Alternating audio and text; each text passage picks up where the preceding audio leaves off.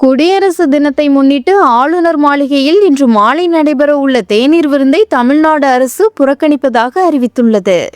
ஒவ்வொரு ஆண்டும் குடியரசு தினத்தையொட்டி சென்னை கிண்டியில் உள்ள ராஜ்பவன் சார்பில் தேநீர் விருந்து அளிக்கப்படுவது வழக்கம்.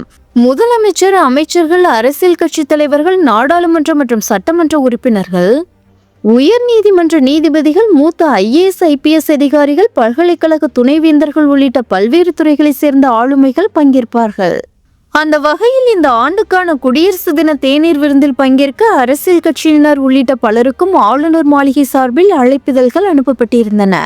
இந்த நிலையில் இன்று மாலை ஆளுநர் மாளிகையில் நடைபெறும் தேநீர் விருந்தில் மாநில அரசு சார்பில் அமைச்சர்கள் யாரும் பங்கேற்க மாட்டார்கள் என தகவல் வெளியாகியுள்ளது.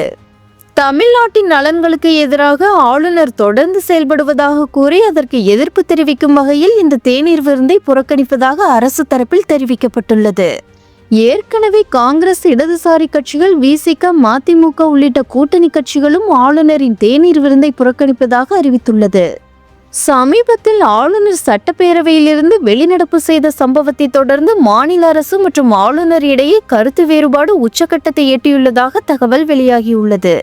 அதன் தொடர்ச்சியாகவே இந்த புறக்கணிப்பு முடிவு எடுக்கப்பட்டுள்ளதாகவும் தகவல் வெளியாகியுள்ளது.